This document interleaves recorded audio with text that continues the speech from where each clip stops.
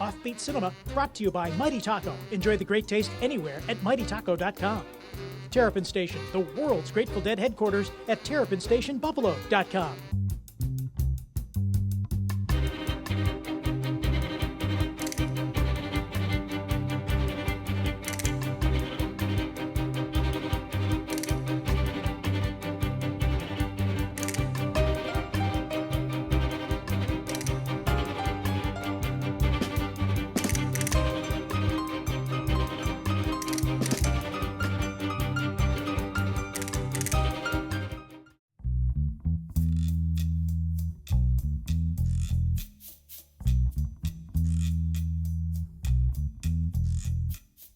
Now dig this, all you cool cats and way gone beatniks out there in the dark. This is Offbeat Cinema. Welcome. Well, there, Theo. Yes, indeed, this is Offbeat Cinema, and we welcome you to the Hungry Ear Coffee House.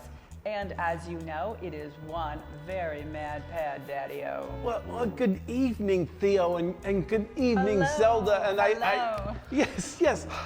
I just couldn't help but not hear you welcome all the cool cats and chicks out there from coast to coast. But should we not also take a moment to restate our sacred mission and why we are here in the first place?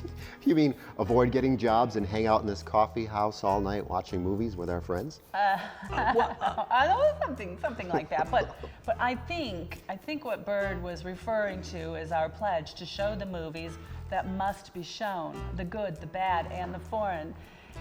And which category our film tonight falls into is really up to you to decide. Possibly all three. You know, I can certainly dig that, Zelda, because tonight is a seldom shown flick called Frankenstein Meets the Space Monster. And in my book, any flick that has monster and space in it is pretty darn good. Oh, you are so right, Bird. You know, Frankenstein Meets the Space Monster is way out and far gone indeed, falling kind of into that it's so bad it's good category. And it does have quite a history. You know, this was shot in like a week or two, you know, down in Florida. There's lots of stock footage. There's lots of chicks in bikinis. And you get to see the great James Karen, who has been in a bunch of stuff. He was terrific in Poltergeist, Return of the Living Dead, 100 other things. But tonight, you're going to see Jim Karen at his best in one of his earliest roles in Frankenstein Meets the Space Monster. And it's always fun to look for characters like that. This film is from 1965, and it has all the space race influences of that era, like space bubble helmets and space suits and ray guns and lots of bikinis. And we all know that we cannot have a space race movie without bikinis. We must have bikinis. Any movie. But you know, that description you just gave, Zelda, sounds so much like the film Mars Attacks Puerto Rico. Well, you know, Bert, as much as it pains me to say it, you are correct. In fact, this movie had multiple titles when it was being shot, but in the end, they settled on, I think, probably the most commercial, Frankenstein Meets the Space Monster. Yes. Poetry. Yes, poetry. And so to recap, all the women on Mars die out in an atomic war, except for the princess, who comes to Earth with her henchmen to find women to bring back to Mars. Oh, and then they throw in Frankenstein in there because, well, just because they can. Which absolutely works for me, Zelda. It's yet another offbeat cinema classic, and I promise you, you will dig this far-out movie.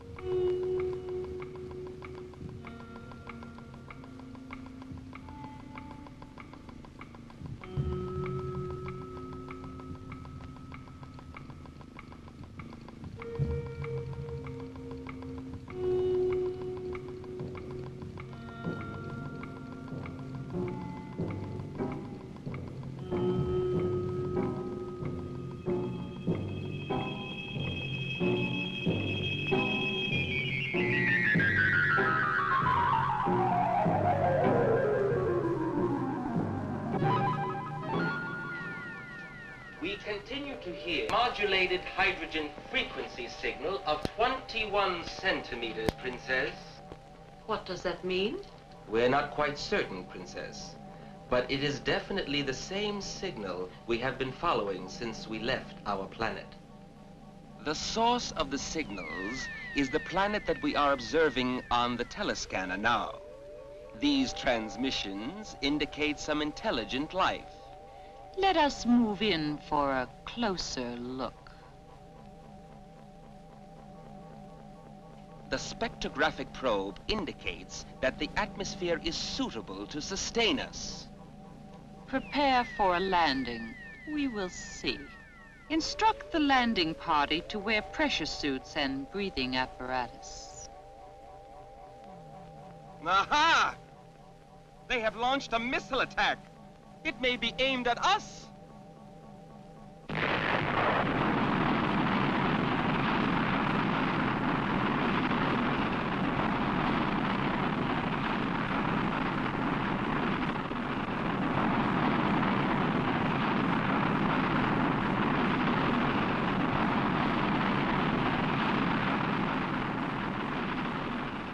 Destroy the missile, my dear.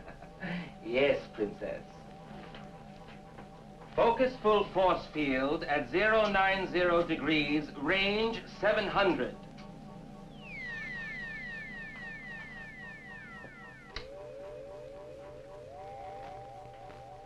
And now, maximum energy.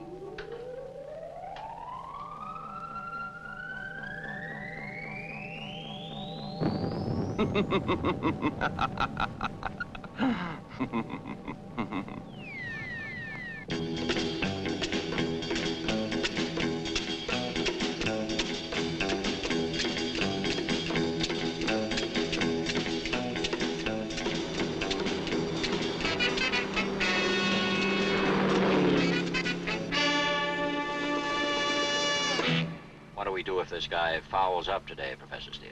General, we've checked everything out. I'm absolutely confident that nothing can go wrong. I hope so. Now, we'll have to try it your way. We've already lost 3 boosters in a row. How are you doing, Miss Grant?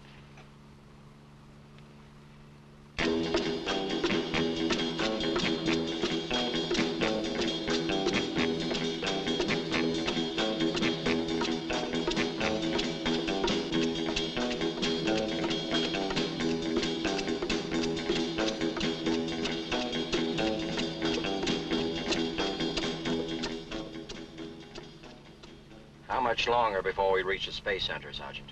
About 5 minutes, sir.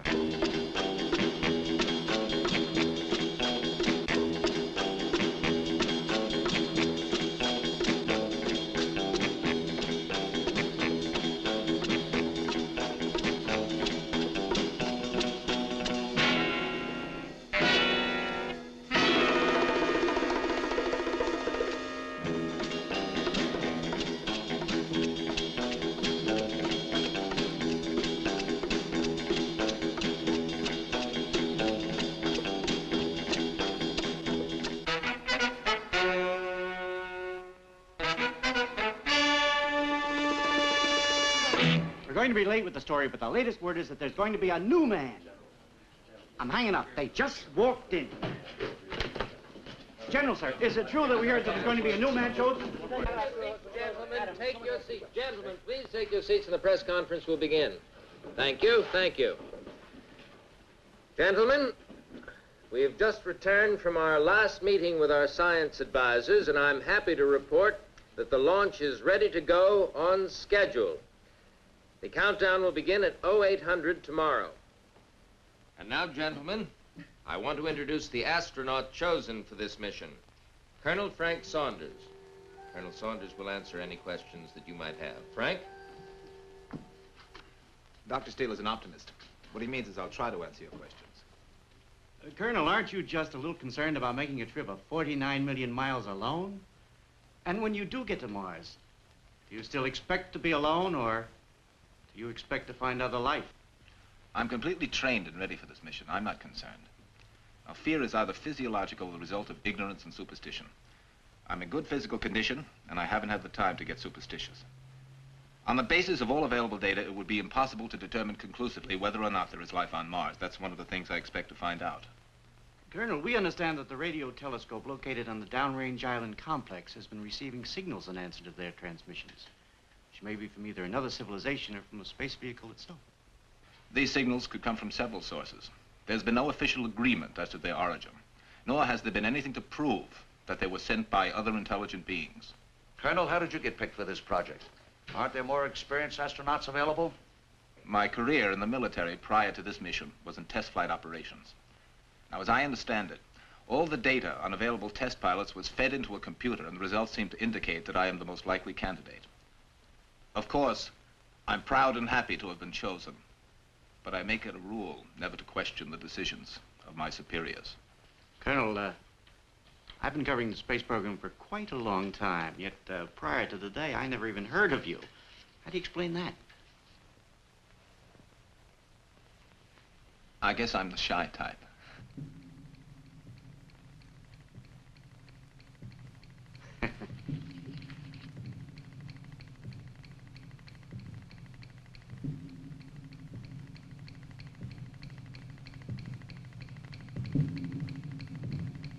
Colonel? Colonel? Gentlemen, the Colonel wasn't kidding. He really is shy. Well, it's been a long day and we're all rather tired. Gentlemen, this press conference is concluded. Let's all clear the room now. Drinks at the office club are on me. That's a good idea. Plenty of phones there, too. Yeah.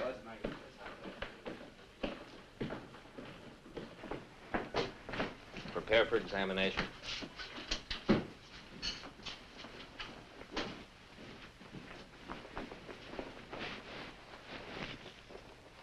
Gloves.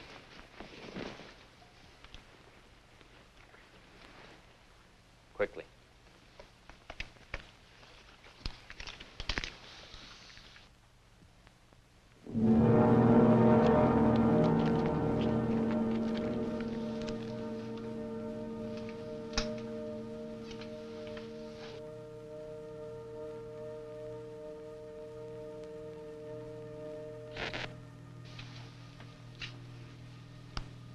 Karen, get me the silica gel. Afraid we've still got a problem with the humidity in this atmosphere.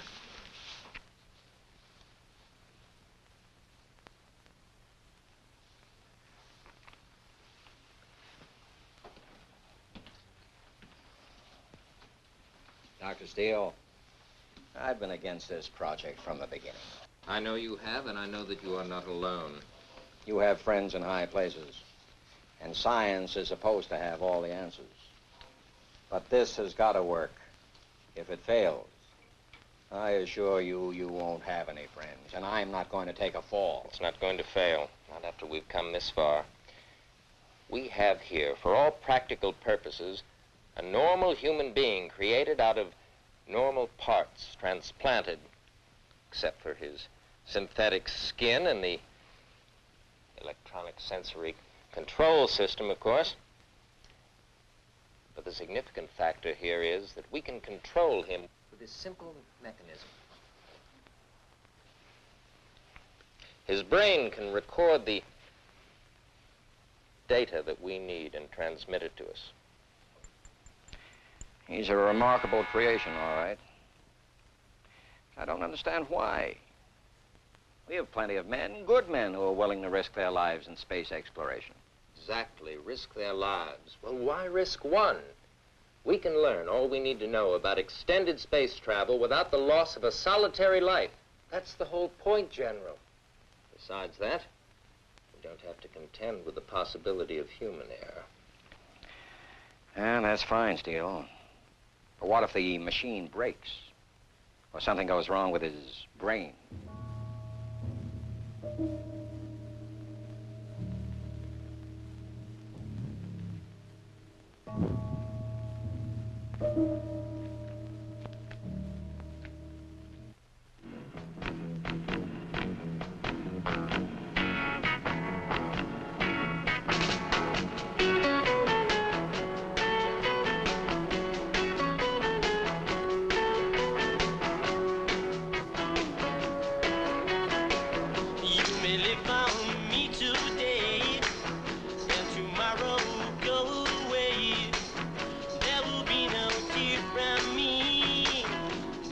way it's got to be.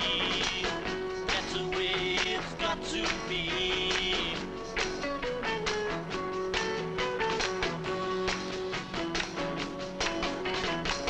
You say you stay by my side.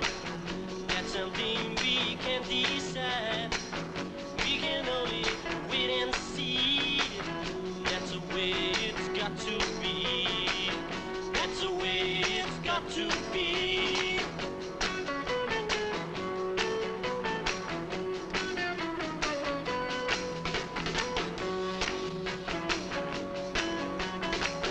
But for now, let's live and we may find that our love will be. Love may be like summer's rain, quickly come and come again. It may last eternally. That's the way it's got to be. That's the way it's got to be. That's the way it's got to be. That's the way it's got to be. That's the way it's gotta be. Yeah. That's the way it's gotta be now. Go ahead, Dave. Your attention, please. On my mark, we will pick up the count at T-minus. Mark 57 seconds. Stand by to start EPI on my mark. Roger. Minus 50. 3, 2, 1, mark. Roger, EPI is minus 45. Minus 40. Status check, pressurization. Locks tanking. Have a blinking high level light. You are go. Water systems. Go. Range operations. Go. All pre-start panel lights are correct. The ready light is on. Eject umbilical. Oil evacuate. Umbilical clear. All recorders too fast. T-minus 18 seconds and counting engine start. 10, 9, 8, 7, 6, 5, 4, 3. Great day for the United States of America, ladies and gentlemen. Beautiful, Adam. Let's hope your creation doesn't fall apart. Still got a few miles to go, General. The Earthship has just been launched and is headed directly toward our sector. Do you suppose that they have seen us at this altitude, Dr. Nadir? The probability is low, Princess. We have kept our anti-radar detection at full force. Let us not take any chances. Commence attack plan on the Earthship. Yes, Princess. Focus full force field at 090 degrees, range 700. We did it, Adam. We've proven again that science and the military can accomplish the impossible.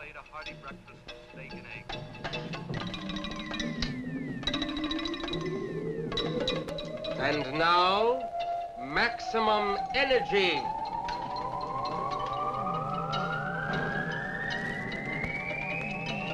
Great American space.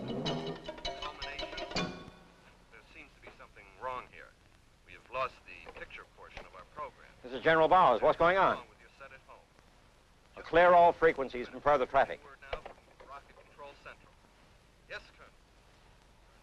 Mayflower 2, Mayflower 2. This is General Bowers. Over. This is Mayflower 2.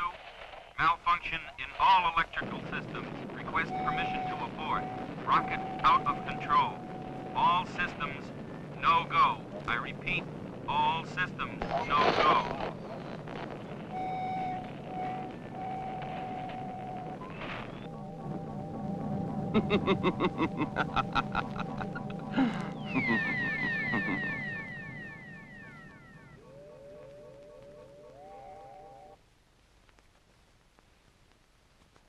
Use emergency escape equipment. Over.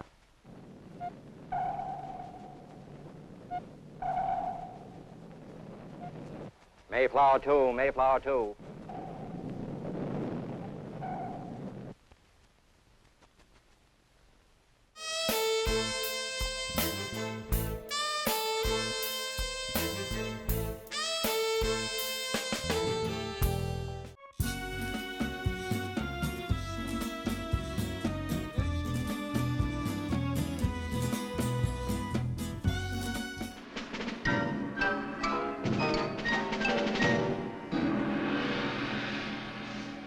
ship pilot has ejected. Pilot? They have pilots on their missiles? You fool! That obviously was not a missile, but a spaceship. If they have sighted us, all of our plans will be endangered. We have lost him. Find him. Find him and destroy. We must land immediately. Stations for landing. Fire retro rockets. Activate pressure equalizer. Landing pods down.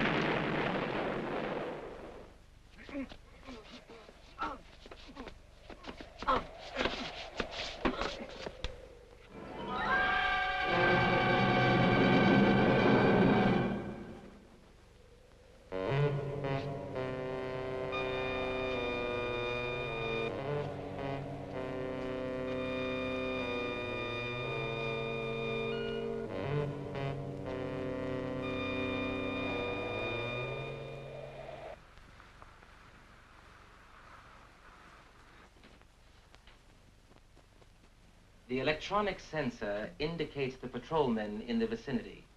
They should return momentarily.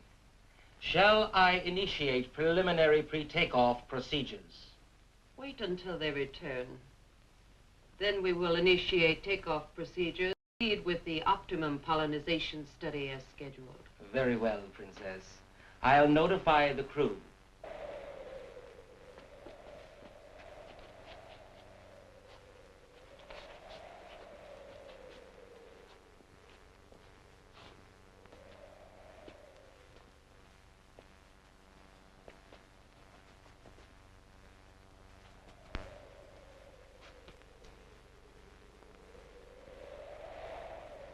If we resume operations today, we will not have lost much time.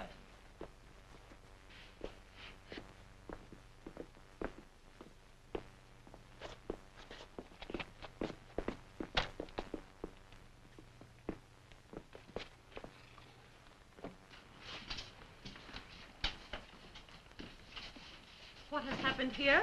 We found him in this condition, Your Highness. There was no sign of the fugitive astronaut. We returned immediately with our comrade to receive further orders. He seems alive. He is alive, Your Highness, but badly wounded. He will require immediate treatment. Is he able to talk? We must know if he is able to talk. We must know if the fugitive has escaped. He is unconscious. But from what he told us, it would seem that the fugitive was badly wounded and has little chance of escape. If he was so badly wounded, how could he have attacked our patrolmen? Did you search the area? Did you see anyone? Was there no sign of life anywhere? Enough, Nadia. This is a clear case of failure. If the fugitive was able to inflict such damage on the patrol, he may be capable of escape. But that can ruin our plans. We cannot complete phase 1 of our survey or any part of our plans if we are detected. This is absurd. After all the reconnaissance work we have completed without successful detection, now to be forced into this position. In the past, we have always dealt with intruders easily. But now, so close to success, to have this happen. What are your orders, Princess? Shall we call in the rest of the patrols and take off? We cannot. We must commence phase 2 immediately. But we have not completed the survey yet. What if this area does not prove? We have no choice. I will talk to our men on the communicator. May we take this man in for treatment now, Princess? No.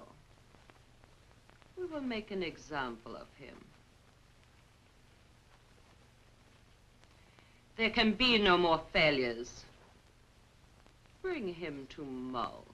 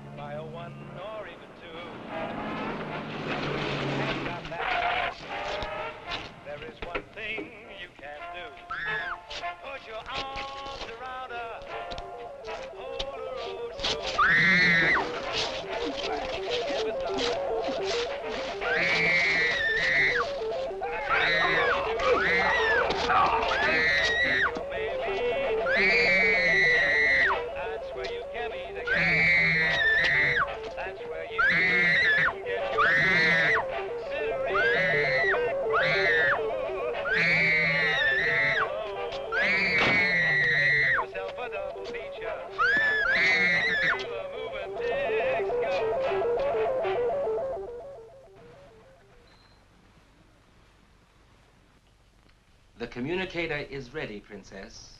The men are alerted and waiting your words. Of course, you all know why we left our planet home so suddenly. As a result of the recent atomic war, it was determined unfit for further habitation, at least until the radiation level decreases. You can consider yourselves fortunate to have been chosen for this crew. In case you don't know how fortunate you are, I will let Dr. Nadir tell you what is happening to those left behind. The lucky ones are dead. Of the others, some will go mad. The others will slowly rot away and die in gradual agony. We have won the war. We are the sole survivors. It belongs to us. But it means that we are extinct as a race, unless, of course, we can find some good breeding stock and repopulate our planet.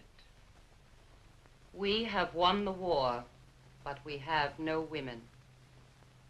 We have come here to this planet for one purpose only, to acquire breeding stock to repopulate our planet. We have been placed in danger of detection by the recent failure of one of our patrols. And as a consequence, we must immediately begin phase 2 of our plan. Capture of the Earthwomen.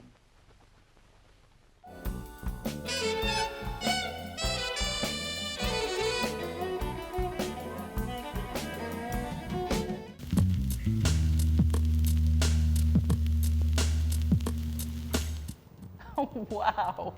Mutants everywhere. Far gone spacey people, aliens, and scantily clad women. Yes, Zelda. Tonight's movie is way, way out there. No, not the movie, Theo. I'm talking about the viewer mail. Well, you know, it is kind of true when you're talking about mutants and far gone alien people, because I'm going to give a shout out to our good friend, brother Mark Weinstein, out in Los Angeles at Amoeba Records, Amoeba Music, because we have shown in the past many times on the flick UFO Target Earth that had a flashback segment to our late great brother musician, avant-garde artist Mark Freeland.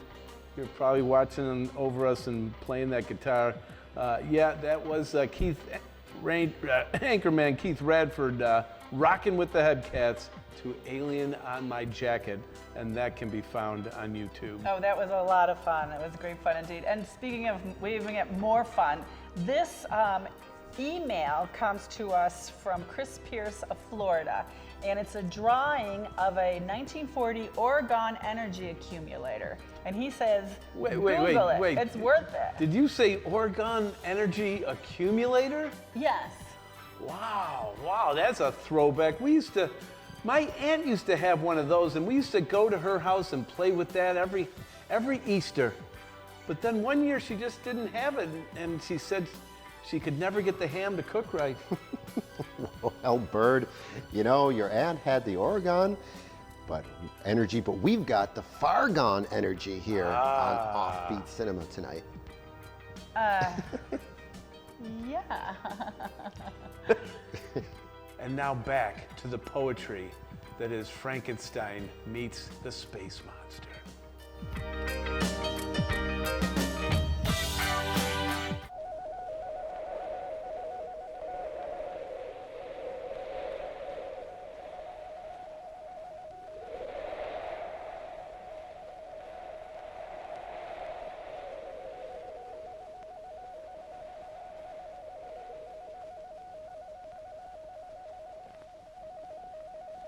There it is again. I've lost him. Sorry. I don't know why we're doing all this. Well, it could be him. He could be out there somewhere, wandering around, hurt. You mean defective, inoperative? I know he's not human, but he's capable of experiencing pain. He could be suffering. What we've been picking up could be normal electronic interference from any number of possible sources. Our last contact was at liftoff plus 202. At that point, he'd already been traveling 1,500 miles. None of the downrange picket ships or island stations have reported any contact. The odds are 1,000,000 to 1 you'll never see your boy again. Let's all get some sleep so we can write a good report in the morning. What if everything except the energy level, all the data communication, all the electronic memory were destroyed? Well, then he'd be a blank, an astro-robot without a control system. Oh, he could feel and experience things, but he wouldn't know anything.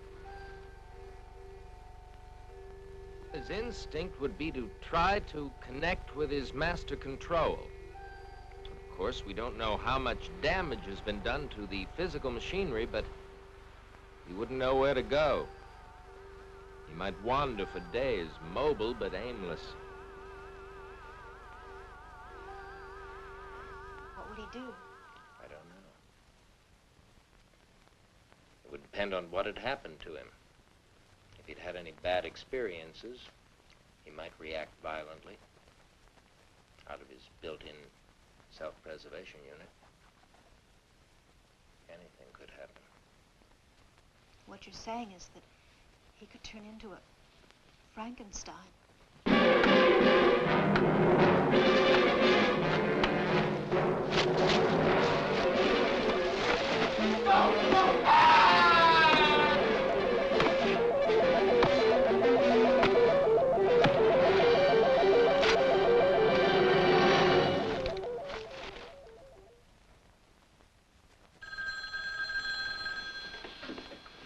General Bowers.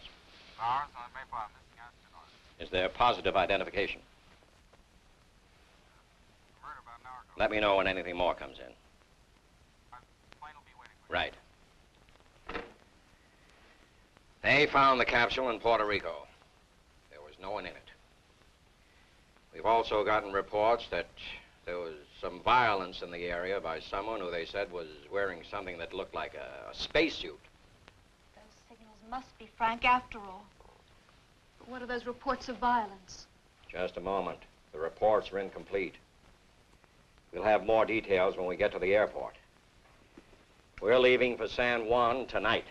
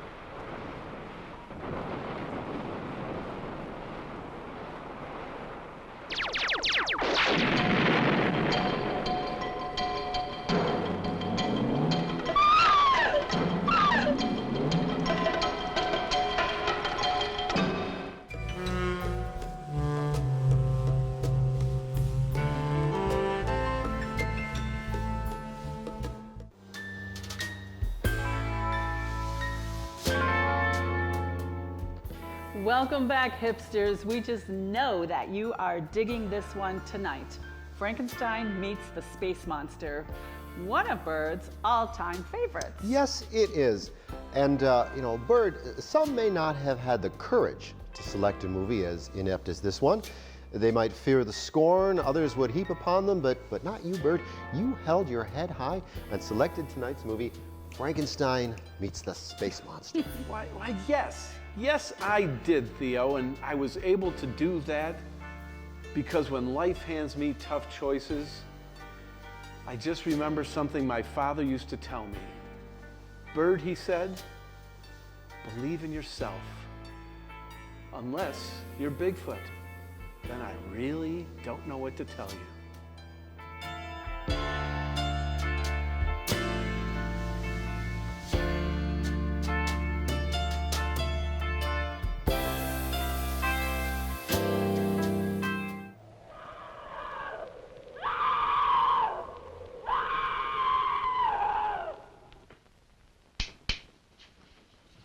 Yes, Princess.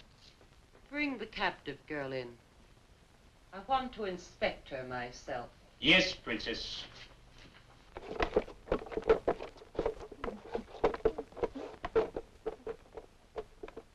I understand that this is a good specimen, Nadia. I hope so. We have no more time for failures. I saw her myself. I feel you will be pleased, Princess.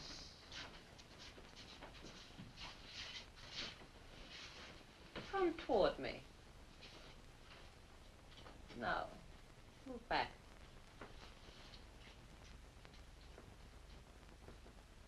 Turn around.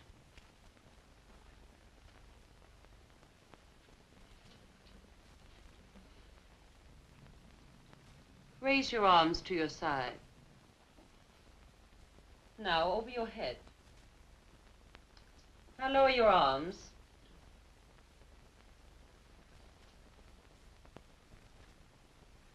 Very good. We have done well, Nadia. I am pleased, Princess. You are satisfied. I will be satisfied when we have enough more like her to commence phase 3. Place all available men into this operation commencing at 1800 hours.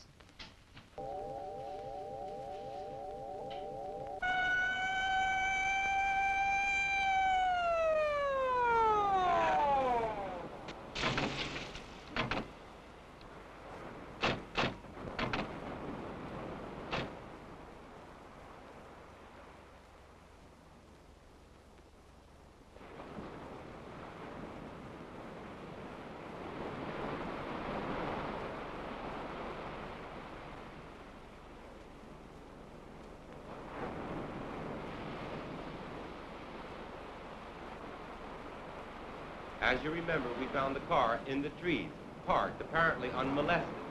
Picnickers were over here. But the most interesting thing we found was over here.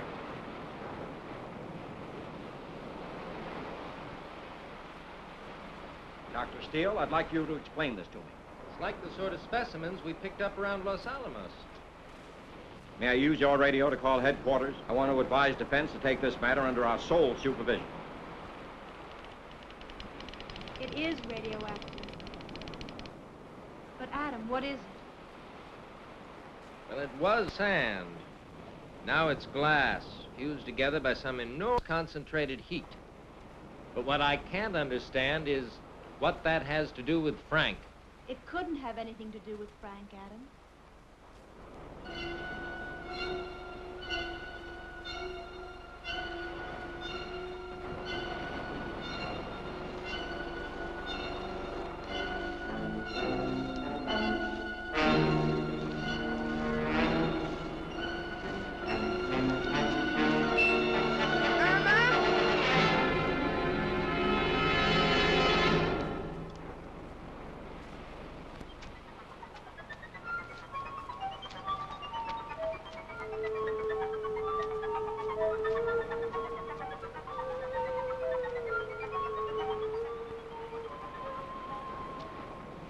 I have a hunch we're going to find him somewhere down here. We'll have the situation under control soon. We've spotted that creation of yours. If he gives us any trouble, we'll bring you back to pieces. Adam, Frank has become so real to me that I can't bear the thought of his being hurt. Please, let's just get started. Karen, nobody's going to destroy 10 years of my life's work. Up on it.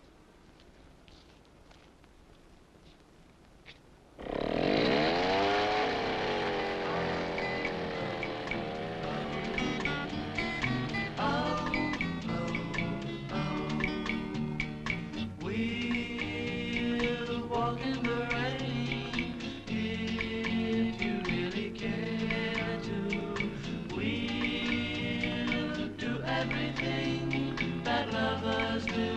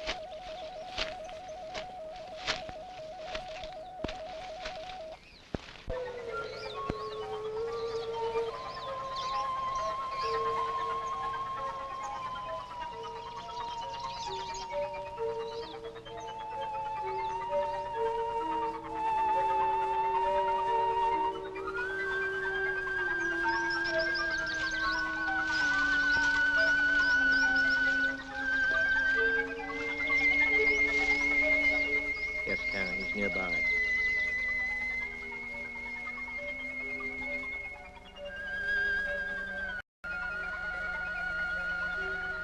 This way.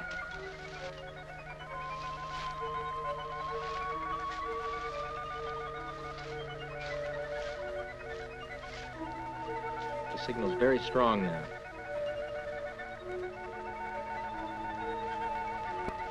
Wait a minute. Should be right down there. Come on. That's where he's got to be. Look, there's a cave here.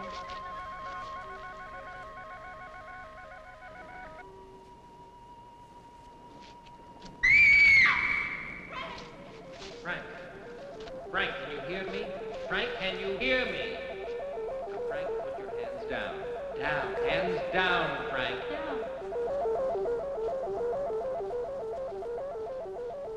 That's right. That's right, Frank. Okay. Put him down. Put him down gently.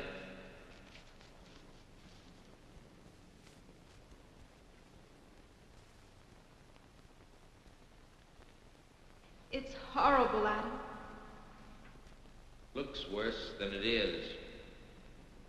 Remember, he's a robot, not a man, Karen. I know. This is the wrong place. I'm sorry. Thank you.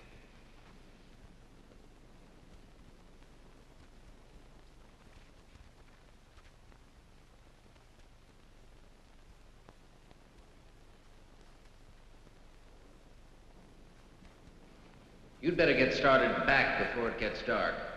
I'll stay here and try to finish repairing Frank. Tell General Bowers that we've got to have some men. I'd rather stay with you, Adam. You've got to go and get the help, Karen. All right. Goodbye, Adam.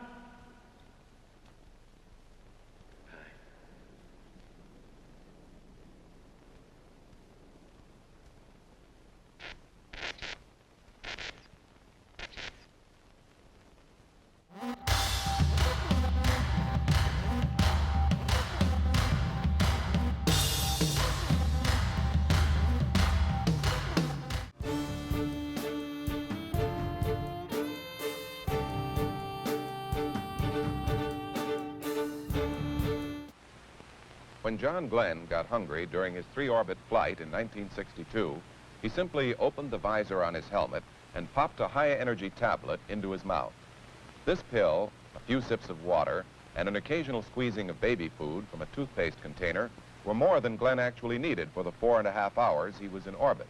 The purpose of the meal was to find out whether man could even eat in a weightless condition. Mealtime aboard those early Mercury flights was hardly more than a light snack. Yet even at that, it was considerably more sophisticated than the brown paper bag and thermos diet common to the earliest in-flight feeding during World War II.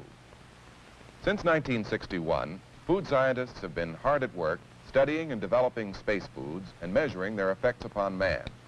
The problems, even for short flights, have been enormous. Yet as we continue to launch longer and longer missions into space, entirely new considerations must be met and dealt with in planning and providing food for space travelers. How space food scientists are doing this is our story today on Science Reporter.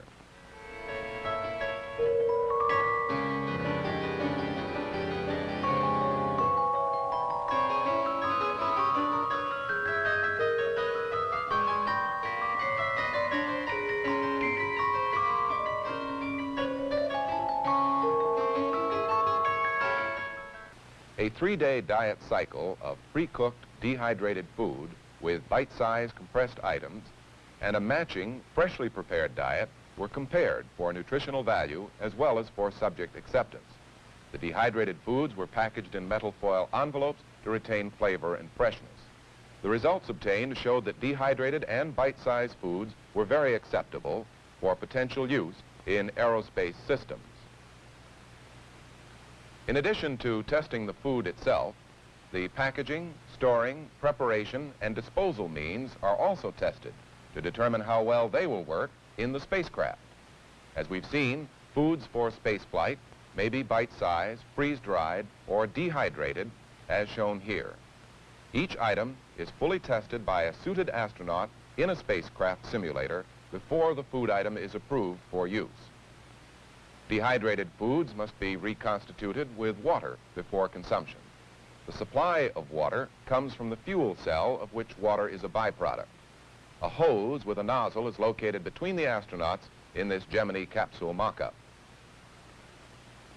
As soon as the astronaut has finished his meal, he inserts a special germicide pill, which comes with each bag, into the opening and mixes it with the remaining food to retard spoilage. The remains are then stored for the balance of the trip.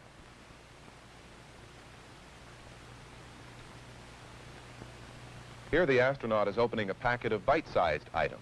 These may be either freeze-dried or compressed foods. Each item is thoroughly ground tested in these mission simulators before being allowed to go on an actual mission. Under these situations, technicians can determine packaging faults, convenience in handling, stowage problems, compatibility with other systems, and general reliability before the item is sent into space.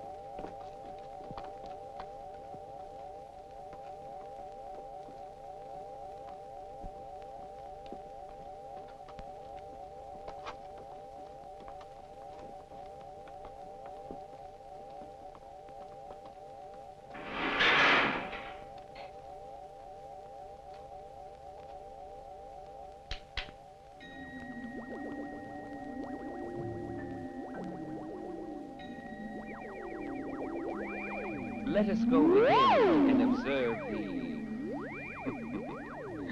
purification. I am sure you will enjoy seeing what we have set up.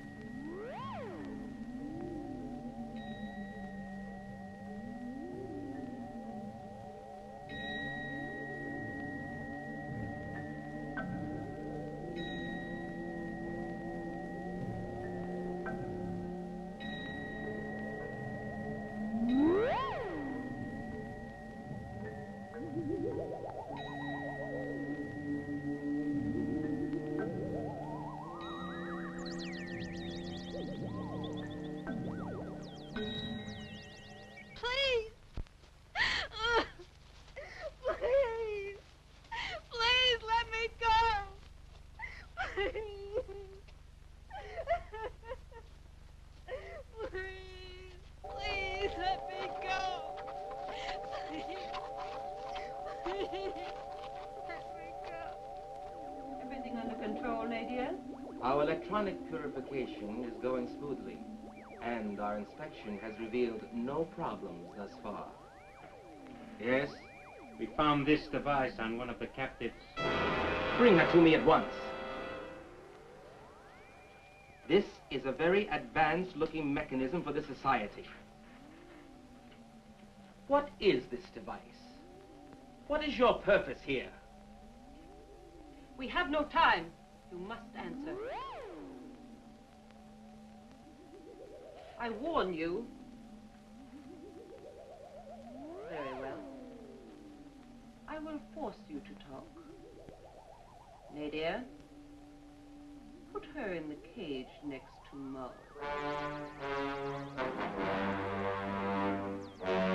You have only a very few minutes to decide, my dear.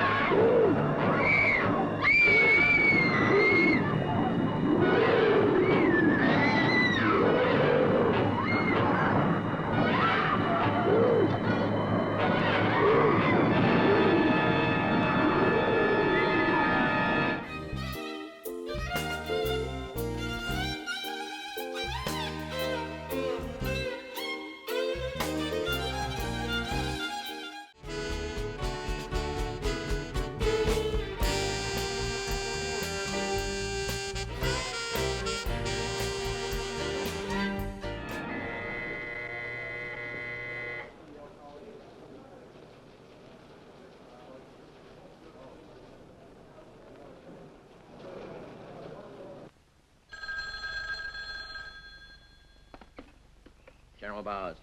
General, we just received a Twix from Washington. What's that? Alert all local forces, Puerto Rico, for Operation Area San Juan. They're asking us for full military support because... Oh, no. I don't buy that, Colonel. Sounds like an ordinary brush fire action to me. There are reports of gunfire and unusual civilians. Probably Castro in that bunch. 8 missing persons. All women, it says here. At least 3 casualties, General. Also, radioactive materials found. And this is Code 24, General. Code 24. All right. I'll have all forces in action immediately. This is General Bowers speaking. Get me Sink Land Fleet. Alert all forces. Area San Juan, Puerto Rico. Code emergency. Code emergency.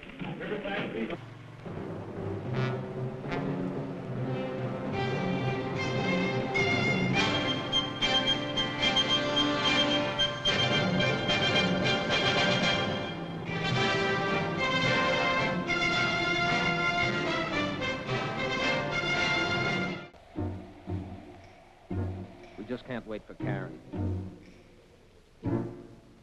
Careful. Now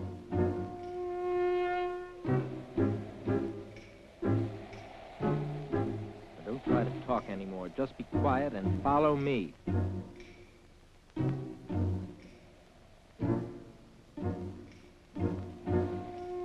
Karen shouldn't be very far. This way.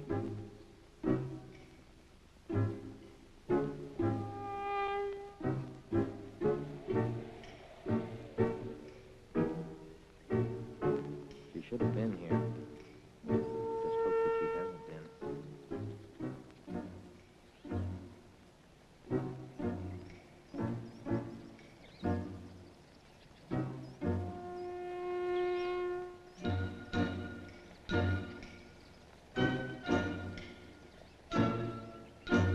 No, don't look back, Frank. We're safe. I wonder where Karen is now.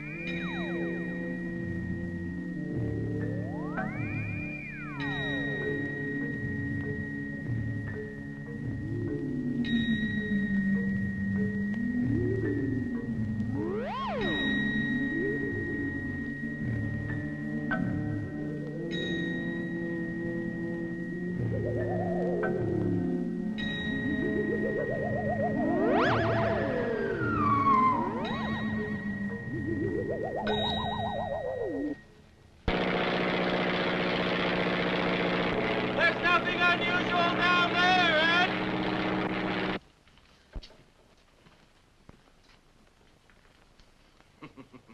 I think she's had enough, Princess. Let me see if she has any other Earth devices in her satchel.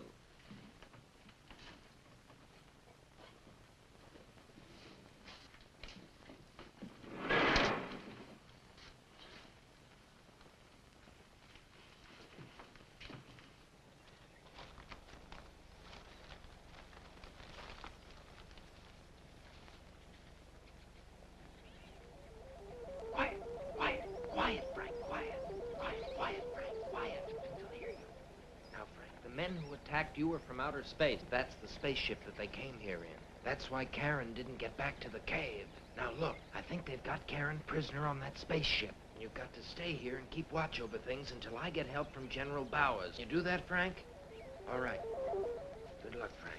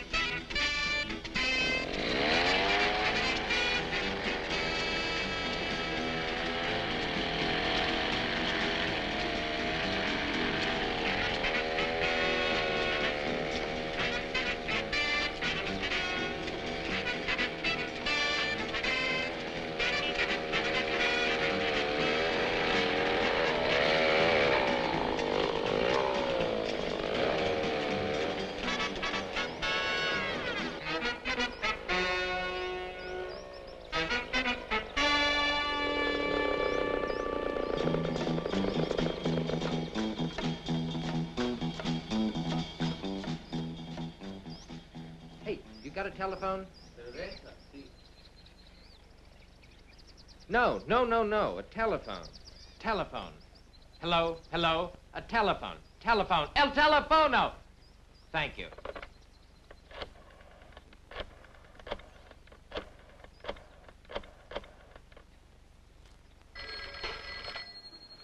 33rd Commo Detachment, Lieutenant Denny speaking. Listen, I've got to get word immediately to General Bowers. No, it can't be done, sir. Why? Because General Bowers is out on Project Mayflower. I know that. That's exactly why I've got to get this message to him. Now, look, you tell him that Dr. Adam Steele is reporting that he has sighted a spaceship 2 miles northeast of coordinates D1 and 18. I don't know, sir. I don't know whether I can relay a message like that or not. Nobody would believe it. You will have to believe me. I know that it sounds fantastic. Spaceship. I repeat, spaceship. All right, sir. If you insist, I'll relay the message to him. Hurry. Yes, sir.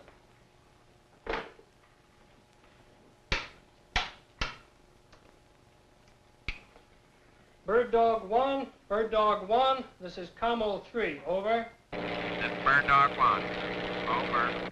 Bird Dog 1, I have an urgent message from Adam Steele for General Bowers. Priority 1, over. This is Bird Dog 1 to Commo 3. What is your message? Over. Adam Steele says he has found a spaceship. Spaceship? Is that the message? That's right, a spaceship. At coordinates D118. Well, he's right below me. I'll relay the message. Over now. This Bird Dog 1 calling Red Hook. Urgent message for General Bowers from Adam Steele. Do you read me?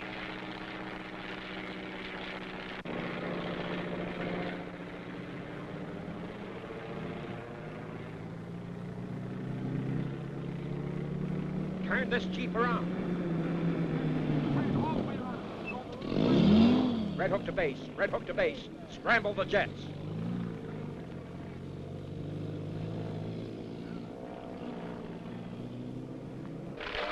Scramble all jets. Scramble all jets.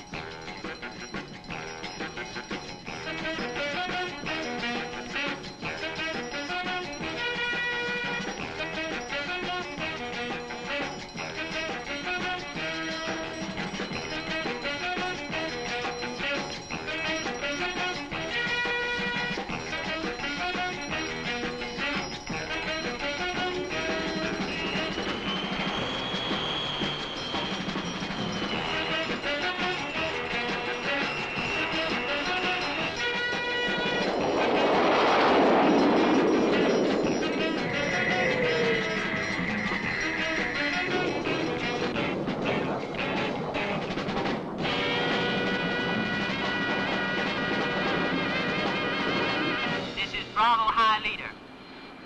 We'll approach our objective with full offensive.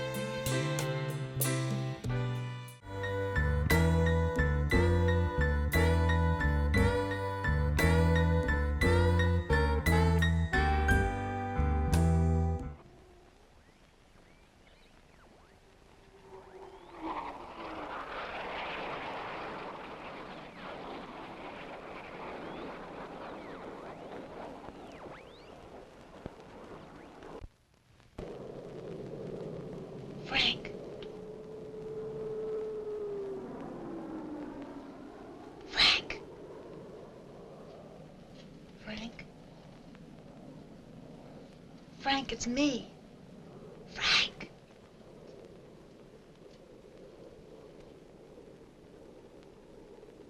It's all right, it's me.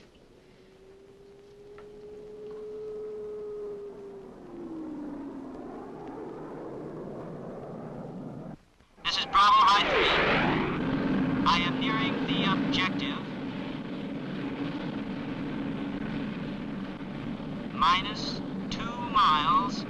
Calling Red Hook for instructions. Bravo High, this is Red Hook. Go ahead. I've sighted the objective. Is there anyone near the ship? Negative. There was activity, but the area's clear now. Very well, try a rocket barrage and report results immediately.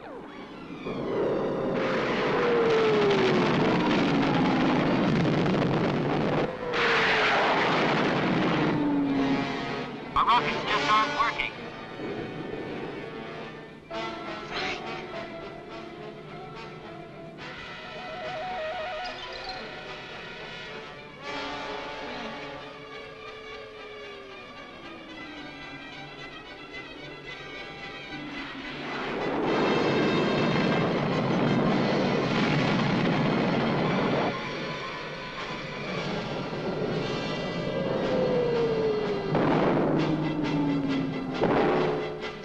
They cannot do any damage to our ship.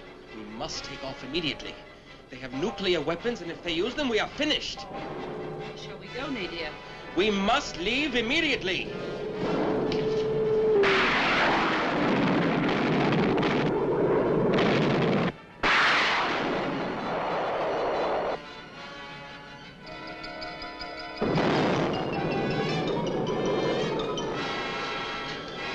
Frank, free the other women first. They're in there. Hurry.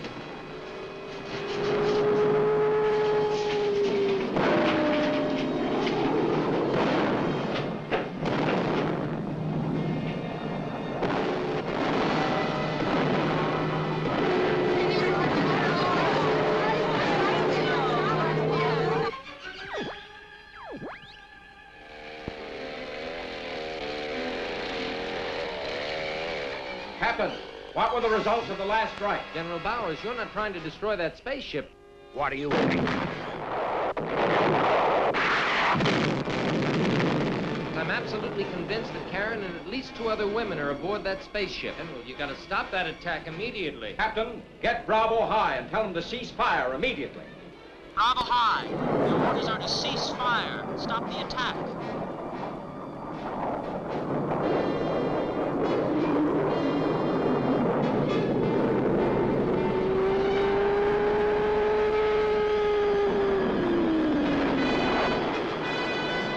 Cease fire! Cease fire!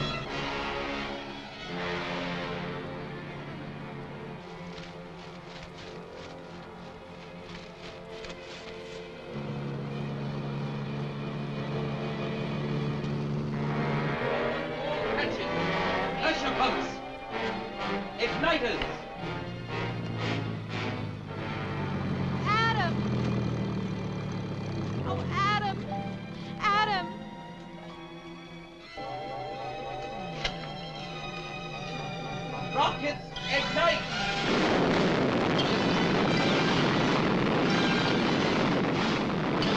Full power!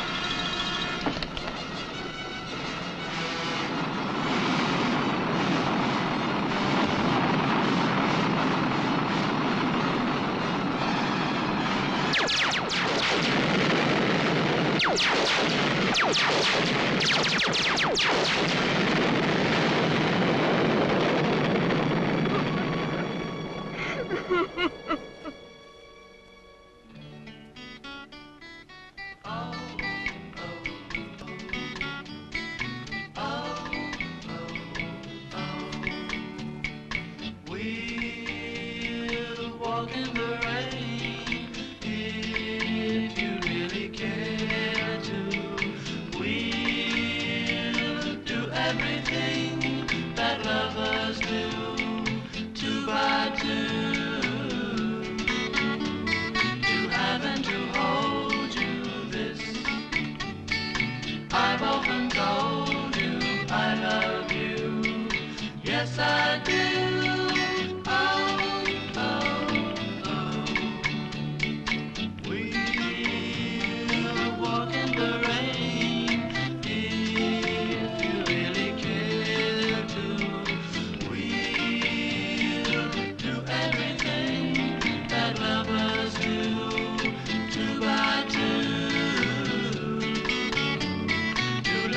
Adore you and tell you what's more, you're everything.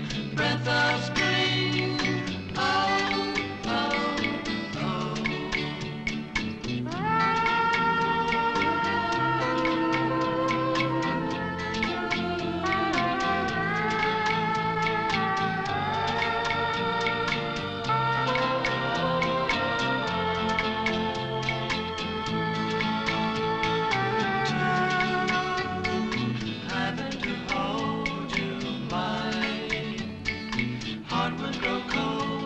without you, dear.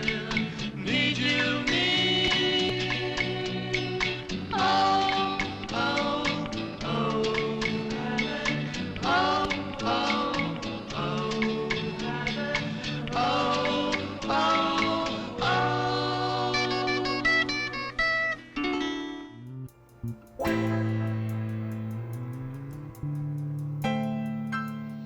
Yeah, you know, Frankenstein Meets the Space Monster was great, and I wanted to show this to all the cool cats out there, and I was not disappointed, you know, but I must admit that even though this flick was shot in Florida, I do not think very many people in the flick were involved in the space program. So I would guess that they were not, Bird. Well, for all its wooden acting, inane starting premise, terrible script, and editing, I really enjoyed it. And it was very cool in an inept sort of way. I agree, Zelda. I think it stands as a shining example of the films we show here on Offbeat Cinema. You know, many of these films would have just simply fade away if we didn't show them. So be sure to join us again next week for another edition of Offbeat Cinema. Yeah, and to the beatniks everywhere, if you are within the sound of my voice, just keep watching the skies. Keep watching the skies.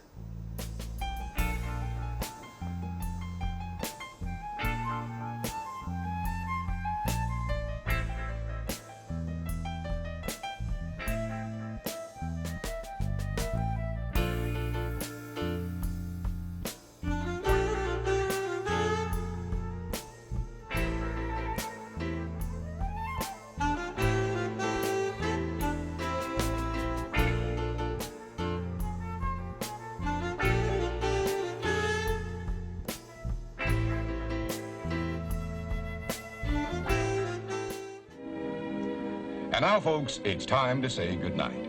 We sincerely appreciate your patronage and hope we've succeeded in bringing you an enjoyable evening of entertainment. Please drive home carefully and come back again soon. Good night.